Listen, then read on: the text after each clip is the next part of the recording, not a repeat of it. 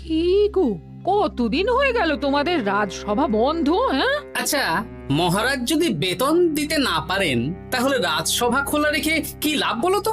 বলি বাড়িতে যা চাল আছে তাতে এক সপ্তাহের বেশি আর রান্না হবে না কিন্তু। হ্যাঁ, সেই জন্যই তো হিসেব করছি। বাড়িতে অপ্রয়োজনীয় যা যা জিনিসপত্র আছে সেসব বেচে দেব। আর বেচার মতো কিছুই নেই গো। দেখো, তুমি সব সময় আমার পরেই খাও, তাই আমাদের একটা করে থালা বাটি বেচে দিলে তো কোনো সমস্যা নেই গিন্নি। এই তোমার মাথা না কাজ করছে না। যাও বাইরে ঘুরে এসো, পারলে বাজার থেকে ধার করে হলেও একটু চাল নিয়ে এসো। দেখি যদি কোনো সহৃদয় ব্যক্তি চাল দেয়।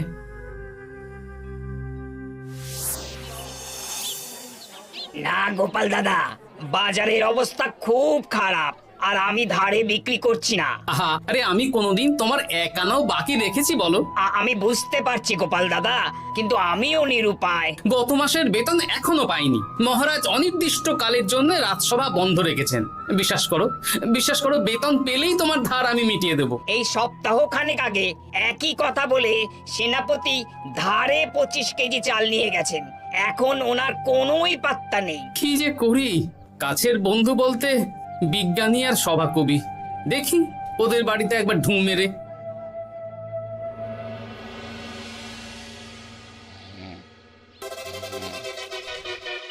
কৃষ্ণনগর কৃষ্ণনগর কৃষ্ণনগর শূন্য। হ্যাঁ, এবারে একটা মোহরও নেই। জাহাপানা সর্বনাশ হয়ে গেছে। কি হলো? পালে বাঘ পড়েছে নাকি? এই ঘুমের 12টা বাজিয়ে দিলে। জাহাপানা, এবারে কৃষ্ণনগর থেকে একটা মোহরও খাজনা আসেনি। হ্যাঁ, বলো কি? 1 মাস আগে বাৎসরিক খাজনা দেওয়ার শেষ দিন ছিল, কিন্তু এখনো একটা মোহরও খাজনা আসেনি। না জাহাপানা। পড়েছে এই বেগমের জন্য হীরের হার, হীরের কানের দুল, হীরের নাকছাবি বানাতে দিয়েছি। উজির, যা হোক করে কৃষ্ণনগর থেকে আমার খাজনা চাই চাই। তাহলে তো কৃষ্ণচন্দ্রকেই তলব করতে হবে। যা করার করো। বাবা, এই সময় তোমার শখ হয়েছে ময়না পোষা? আরে না না, আমি পুষিনি। একটা পশ্চিমের গ্রামে কদিন আগে ঘুরতে গিয়েছিলাম। আচ্ছা, ওখান থেকে নিয়ে এসেছো? না, তাও আনিনি, ছোলা খেতে দিয়েছিলাম। দেখি তারপর আমার পিছনে পিছনে উড়ে উড়ে চলে এসেছে। বাহ বাহ বাহ, এ তো ভালো কথা। বিয়ে তো করলে না, তাও একটা সঙ্গী জুটেছে। এ যে সে পাখি নয় গোপাল, এ ময়না কথা বলে, দেখবে। এই ময়না, বলো তো গোপাল এসেছে। আরে বাস, বলো তো গোপালের ভুঁড়ি আছে আমার নেই। বেশ বেশ বেশ। এ ভোরবেলা আমার কাছে আসে, সারাদিন আমার কাছে থাকে, আবার সন্ধে হলেই নিজের বাসায় নিজে নিজেই ফিরে যায়। বুদ্ধিমান পাখি। ওই গ্রামে শাখে শাখে ঝাঁকে ঝাঁকে ময়না। বেশ, বুঝলাম। তা বিজ্ঞানী, তোমার কাছে আমি আসলে একটা দরকারে এসেছি। বলো কি দরকার? আসলে ওই টানাটানির সংসার চলছে, বুঝলে। বাড়িতে চাল বাড়ন্ত, কদিন পরে হাঁড়ি চড়বে না।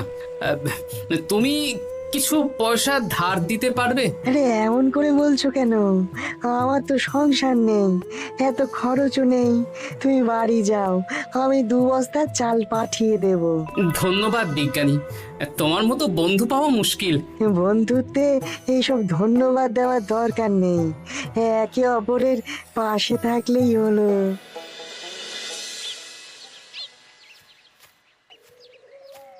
এ কি গো, খালি হাতে ঢুকছো যে? বিজ্ঞানী আমাদের 2 বস্তা চাল পাঠাবে, তাই কিছুটা হলেও চিন্তা কমলো, বুঝলে। ওমা, এই তো সারা বাজার ঘুরে তো ধারে চাল পেলাম না, অগত্যা বিজ্ঞানীর বাড়ি গেলাম। উনি সত্যি তোমার বন্ধু? হ্যাঁ গিন্নি, জানি না কতদিন আমাদের রাজসভার সমস্যাটা চলবে। দেখি অন্য কোনো কাজে লাগতে হবে, বুঝলে। এই দেখো দেখো, যা করে তাড়াতাড়ি করো, এভাবে তো আর চলতে পারে না গো। কি নবাব বাহাদুর আমাকে ডাকছেন? হ্যাঁ, জাহাপনা আপনার উপরে রেগে আছেন। অতি সত্বর বাহাদুর আপনাকে দেখা করতে বলেছেন। এবারে চাষাবাদের মন্দার কারণে রাজস্ব আদায় তেমন ভালো হয়নি, তাই খাজনা পাঠাতে পারিনি। আর কিছুদিন অপেক্ষা করতে বলুন, আমি ঠিক খাজনা পাঠিয়ে দেব। এখন আর খাজনা নিয়ে কথা বলবেন কিনা জানি না। আপনাকে নবাব এই আদেশ পাঠিয়েছেন, আপনি 2 দিনের মধ্যে নবাব বাহাদুরের সাথে দেখা করবেন। আচ্ছা ঠিক আছে।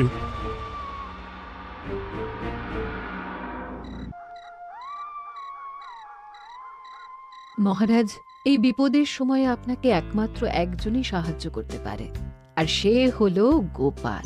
আমি কোন মুখে গোপালকে ডাকবো বলো তো রানী? দীর্ঘদিন ওদের বেতন দিতে পারছি না। গোপাল এরকম স্বার্থপর মানুষই নয় যে নিজের কাজের সময় কাজী আর কাজ ফুরলে বাজি হয়ে যাবে। আপনি একবার বলেই দেখুন না। বেশ, তাহলে আগামীকাল সকালেই গোপালকে ডেকে পাঠাচ্ছি।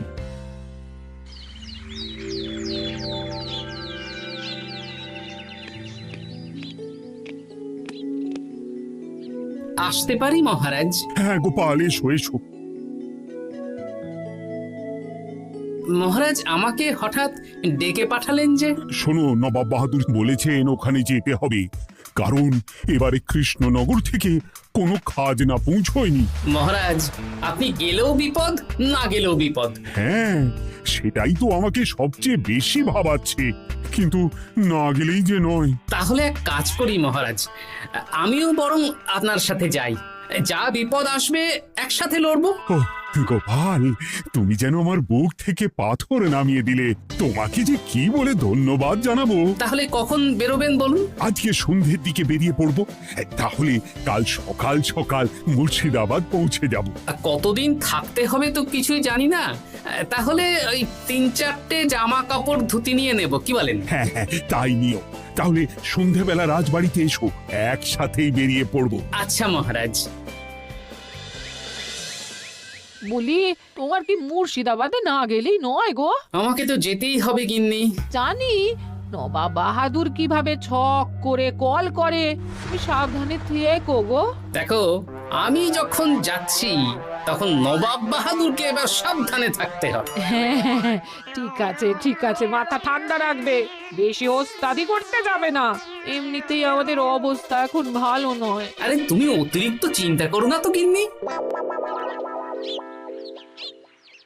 জাহাপনা, কন্যাগুলো কবে আসবে? এখনো 2-3 দিন সময় লাগবে বেগম। এত সময় লাগছে কেন জাহাপনা? দেশের কোণে কোণে খুঁজে সেরা সেরা হিরে দিয়ে বানানো হচ্ছে যে, সময় তো লাগবেই বেগম। তাহলে তো অনেক খরচ হচ্ছে। তাও হচ্ছে বটে, কিন্তু তোমার জন্য আমি সব করতে পারি। আমাদের মুর্শিদাবাদের হীরালালের হাতের কাজ দেশের সেরা। আপনি সত্যি আমাকে ভালোবাসেন, আমার জন্য এত খরচ করে গয়না বানিয়ে দিচ্ছেন। তুমি খরচ নিয়ে এত চিন্তা করো না। কৃষ্ণনগর থেকে এই বছর ভালো খাজনা প্রাপ্য ছিল, কিন্তু এখনো একটা কানাকড়িও আসেনি। তাহলে আপনার গয়না বানাতে যা খরচ হবে সব আপনার সিন্ধুক থেকে দিয়ে দেবেন।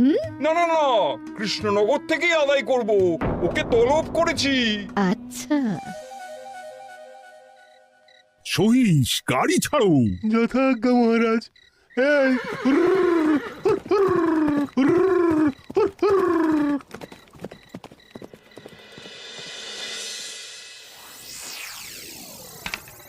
এত রাতে আবার কে এলো রে বাবা? খুলছি।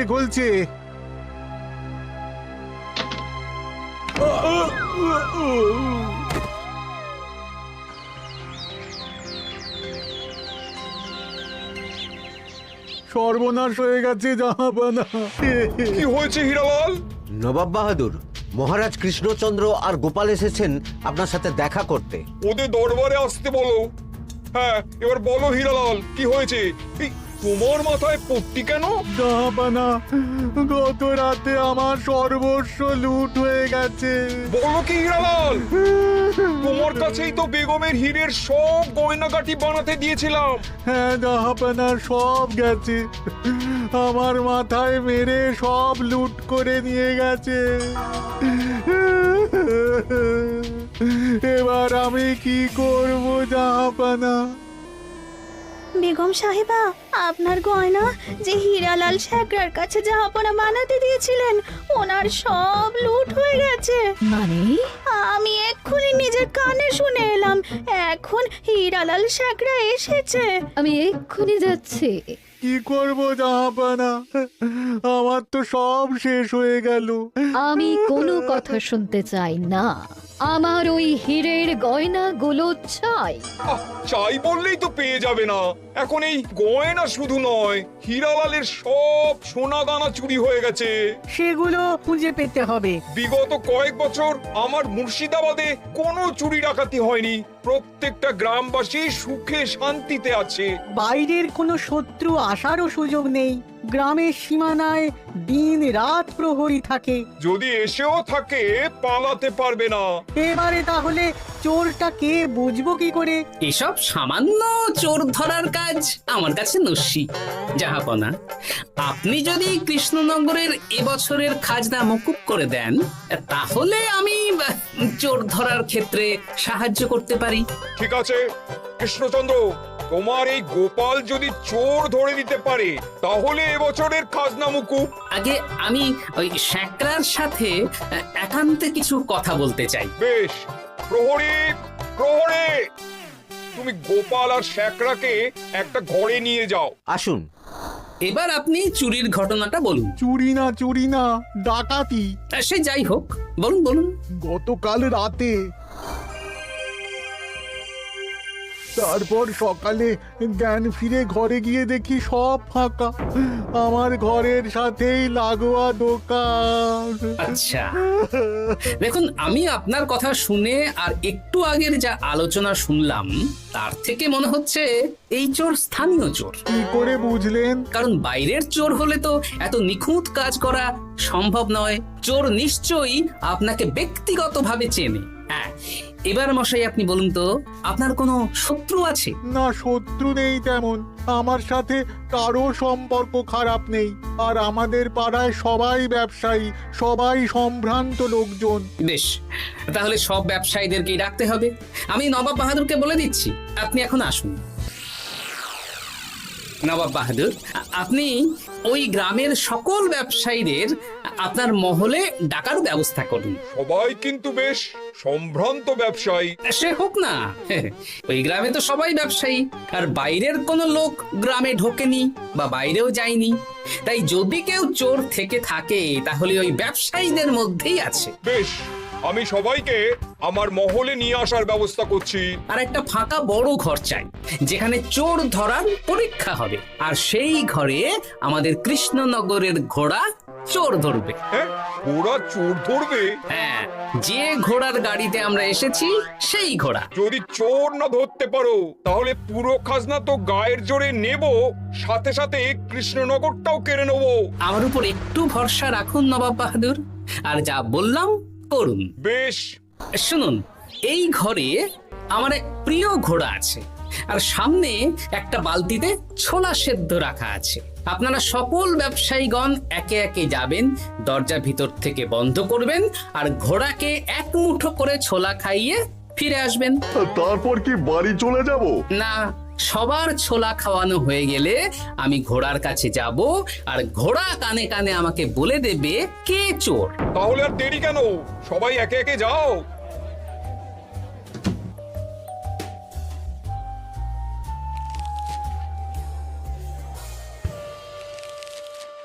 কি করি যদি ঘোড়া সত্যি সত্যি বুঝে যায়? ছোলা খাওয়াবোই না। ব্যাস, ছোলা খাওয়ানো হয়ে গেল। এবার এবার গোপাল বলো তো কে চোর? দাঁড়ান, ঘোড়ার মুখের কথা শুনে আসি। আমি বলে দিচ্ছি জাহাপানা, গোপাল এসব মশকরা করছে, সব মশকরা। ঘোড়া বলে দিয়েছে কে চোর। বলো গোপাল, কে চোর? তার আগে সকল ব্যবসায়ীর হাত দেখে আমি পরীক্ষা করতে চাই। সে দেখো, কিন্তু বলো কে চোর? দেখি দেখি, না, দেখি আপনারটা। না, আপনিও না। না, আপনিও না। একি মশাই, চুরিটা তো আপনিই করেছেন, আপনিই চোর। কি উল্টো পাল্টা কথা বলছেন? আমি চুরি করিনি। হ্যাঁ, আপনিই চুরি করেছেন, তাই ভয়ে ঘোড়াকে ছোলা খাওয়াননি। কারণ আমি ছোলার মধ্যে রান্নার হলুদ গুঁড়ো মিশিয়ে রেখেছিলাম, তাই যারা যারা ঘোড়াকে ছোলা খাইয়েছেন সবার হাতেই হলুদ রং লেগে আছে। শুধু ওর হাতে নেই। ভাই, শেষে তুই?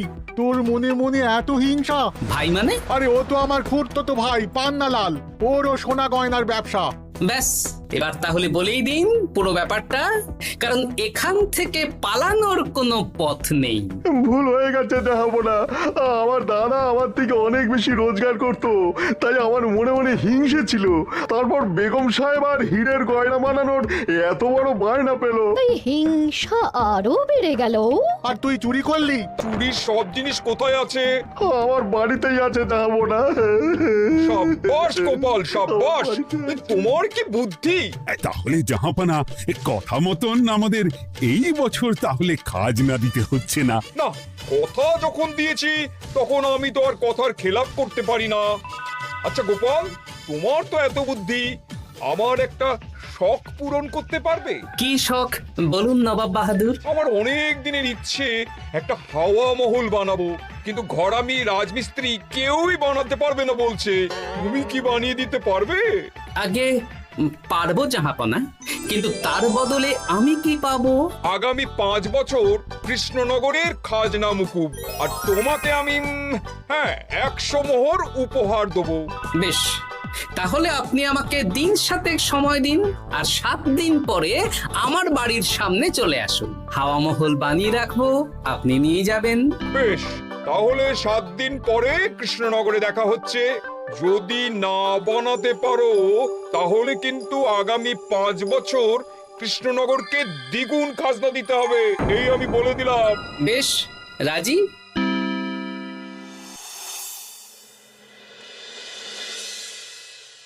বেশ তো বড় মুখ করে বলে দিলে হাওয়া মহল বানাবে। রাজি রাজি। এবার যদি না বানাতে পারো, সব তো উল্টে যাবে। আপনি চিন্তা করবেন না মহারাজ, নবাব বাহাদুর আমাকে প্যাঁচে ফেলতে চেয়েছেন, তাই আমিও ওনাকে ঘোর প্যাঁচ দেব।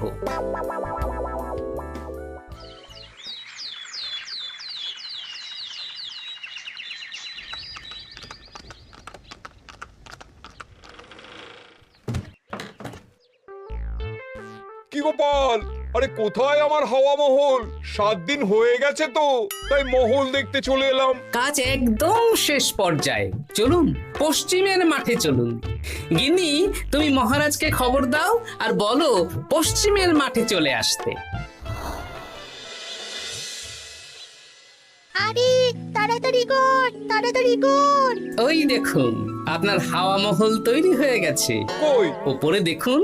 ওরে, নবাবের হাওয়া মহল বলে কথা, ইট কথা হয়ে গেছে। এবার রং কর, রং কর। হাওয়া মহল রং করছি তো, এত তাড়া দিস না।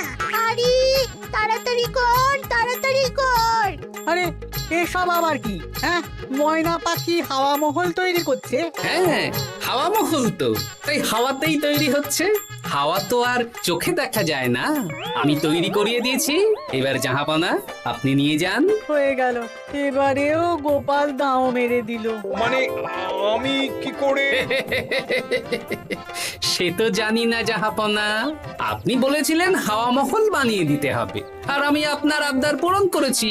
এখন আগামী 5 বছর আমরা খাজনা মুক্ত। সাব্বাস গোপাল। ওরে, রংটা ভালো করে কর, ভালো করে কর। নবাবের হাওয়া মহল।